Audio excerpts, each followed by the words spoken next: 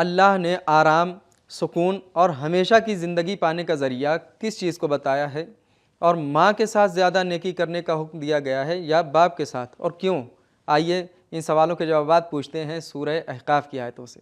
اعوذ باللہ من الشیطان الرجیم، بسم اللہ الرحمن الرحیم۔ محترم ناظرین، السلام علیکم ورحمۃ اللہ وبرکاتہ۔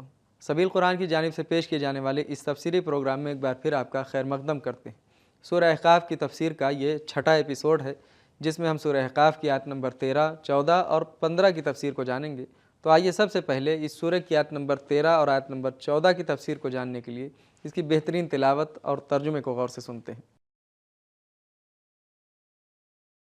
کتاب انزلناه الیک مبارک لیدبروا آیاته ولیتذکر اولو الالباب۔ بسم اللہ الرحمن الرحیم۔ ان الذين قالوا ربنا الله ثم استقاموا فلا خوف عليهم ولا هم يحزنون اولئك اصحاب الجنة خالدين فيها جزاء بما كانوا يعملون۔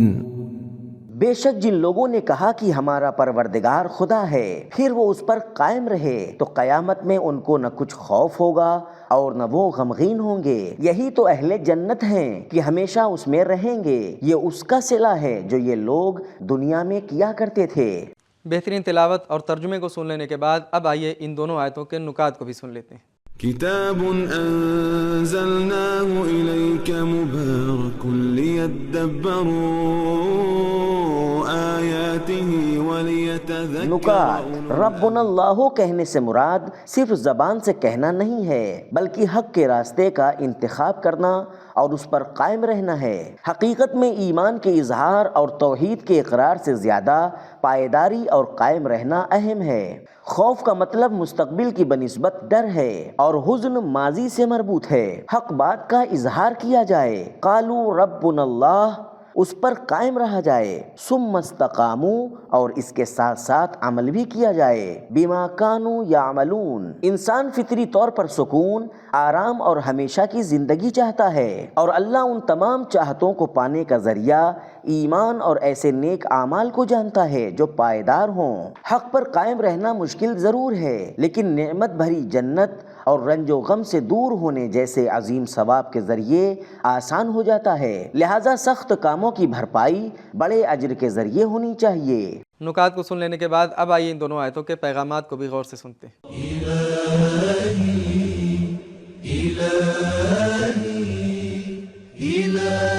پیغام نمبر 1، اپنی موجودہ حالت پر غرور نہ کریں اور صرف ایمان کے اظہار کو کافی نہ سمجھیں، بلکہ اس پر قائم رہنے اور نتیجے اور عاقبت پر نگاہ کریں۔ قالوا ربنا اللہ ثم استقاموا، جس طرح حضرت یوسف علیہ السلام نے سختیوں سے نجات پانے اور عزیز مصر بن جانے کے بعد فرمایا توفنی مسلما والحقنی بالصالحین، سورہ یوسف آیت نمبر 101۔ پروردگارا مجھے اسلام پر موت دے اور مجھے نیک لوگوں میں شامل فرما۔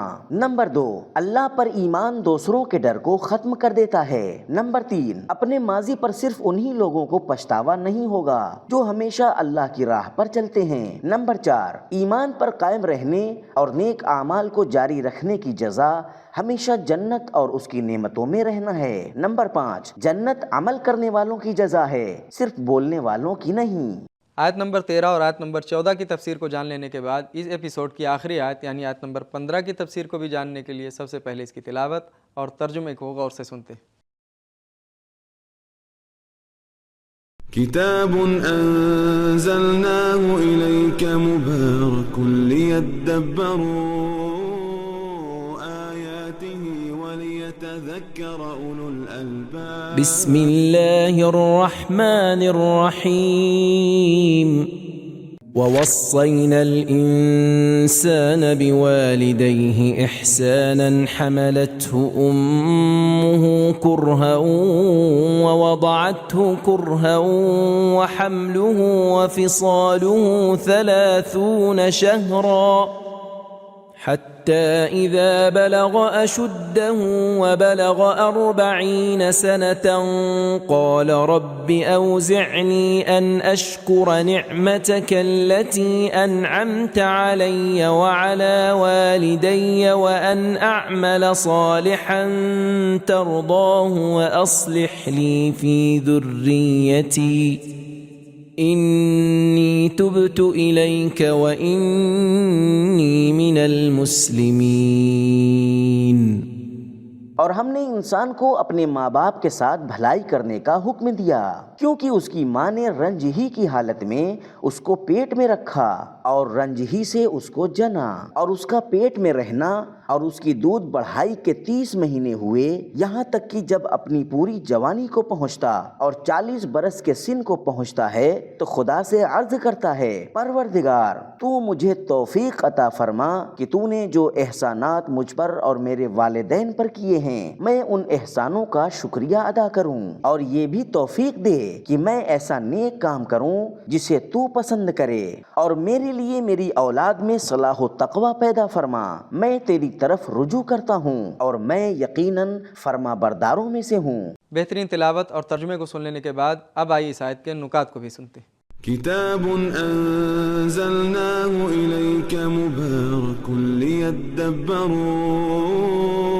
آياته وليتذكروا۔ کرہ کا معنی ہے اندرونی سختی اور کرہ کا معنی ہے باہر سے آنے والی سختی، مفردات راغب۔ اوزعنی کا معنی ہے کسی کام کو کرنے کے لیے عشق اور محبت ایجاد کرنا، جسے توفیق کہا جاتا ہے۔ ماں باپ کے ساتھ بھلائی کرنا اللہ کے نزدیک بہت عظیم مقام رکھتا ہے۔ قرآن مجید میں 5 بار لفظ وصینا آیا ہے، جس میں سے 3 بار والدین کے بارے میں ہے۔ سورہ عنکبوت آیت نمبر 8، سورہ لقمان آیت نمبر 14 اور موجودہ آیت۔ اس آیت میں انسان کے ماں کے شکم میں ہونے سے لے کر پیدا ہونے اور 40 سال تک پہنچنے کو بیان کیا گیا ہے، اور 40 سال کو انسان کے جسمانی کمال کا اوج بتایا گیا ہے۔ بلغ اشدہ و بلغ 40 سنہ۔ اس آیت سے یہ معلوم ہوتا ہے کہ حمل کا کم سے کم وقت 6 مہینہ ہوتا ہے، چونکہ اگر 30 مہینوں میں سے جو اس آیت میں بیان ہوئے ہیں 2 سال کو دودھ پینے کے زمانے کو عنوان سے کم کر دیا جائے تو حمل کی مدت کم سے کم 6 مہینے ہوگی۔ وَحَمْلُهُ وَفِصَالُهُ 30 شَهْرًا۔ حمل کے وقت، پیدائش کے وقت اور دودھ پلانے کے وقت ماں کو بہت سختی ہوتی ہے، لہٰذا اولاد پر اس کا خاص حق ہے اور ماں کے ساتھ زیادہ نیکی کرنی چاہیے، جیسا کہ روایتوں میں ماں کے ساتھ نیکی کرنے پر زیادہ تاکید کی گئی ہے۔ اور پیغمبر اسلام صلی اللہ علیہ وآلہ وسلم نے ایک روایت میں پہلے 3 بار ماں کے ساتھ نیکی کا حکم دیا اور پھر باپ کے ساتھ نیکی کا۔ تفسیر نمونہ کافی جلد نمبر 2 صفحہ نمبر 159۔ نکات کو سن لینے کے بعد اب آئیے دیکھتے ہیں کہ یہ آیت ہمیں کیا پیغامات دیتی ہے۔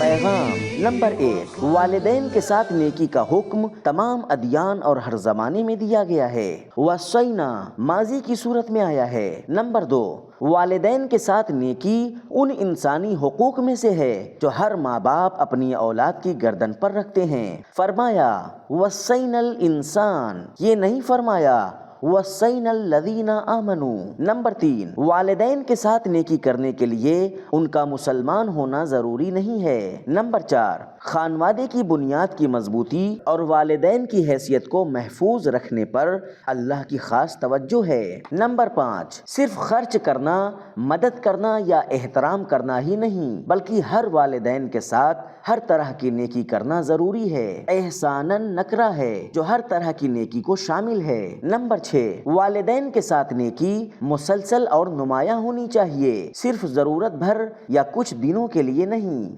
احساناً میں تنوین عظمت اور نمایاں ہونے کی علامت ہے۔ نمبر 7، والدین کی گزشتہ زحمتوں کی بنسبت اللہ کی تاکید کی طرف توجہ کرنا والدین کے ساتھ نیکی اور خدمت کو عاشقانہ اور سنجیدہ بنا دیتی ہے۔ نمبر 8، والدین کے ساتھ نیکی کا کمال یہ ہے کہ بغیر کسی واسطے کے ڈائریکٹ کی جائے۔ بوالدیہ احسانا، بوالدیہ میں حرف با اس بات کی علامت ہے کہ والدین کے ساتھ نیکی اپنے ہاتھوں سے کی جائے۔ نمبر 9، ماں باپ کی زحمتوں کو یاد کرنا اولاد کی محبت کو ابھارنے میں اثر انداز ہے۔ نمبر 10، ماں کا حق باپ کے حق سے زیادہ ہے۔ لفظ والدین کے بعد ماں کی زحمتوں کا تذکرہ ہے۔ نمبر 11، دین کے تمام احکام اور امر و نہی میں دلیل اور فلسفہ پایا جاتا ہے، اگر ان میں سے صرف کچھ ہی کی دلیل کو بیان کیا گیا ہے، جیسے والدین کے ساتھ نیکی کرنے کی دلیل۔ نمبر 12،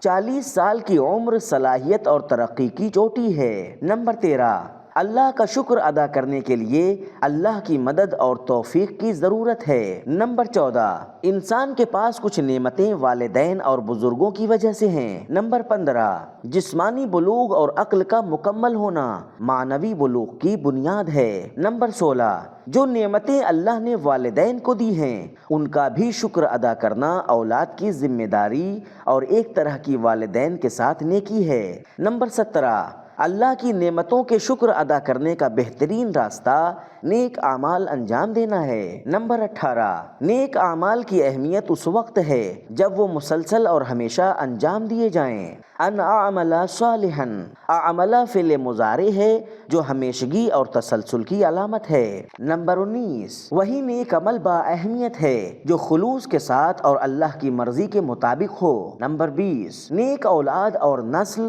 والدین کے لیے فخر کی بات ہے۔ نمبر 21، بہترین دعا وہ ہے جس میں انسان والدین کا بھی خیال رکھے اور اولاد کا بھی۔ نمبر 22، اللہ اور والدین کی بنسبت جو ناشکری ہم نے کی ہے اس کی ہمیں بھرپائی اور توبہ کرنی چاہیے۔ نمبر 23، اللہ کے حکم کا فرما بردار ہونا اور مسلمان جینا اور مرنا نیک اور پاک لوگوں کی دعا ہے۔ تو محترم ناظرین، ہم نے سورہ احقاف کی آیت نمبر 15 تک کی تفسیر کو جان لیا اور ساتھ ہی اپنے سوالوں کے جوابات بھی جان لیے۔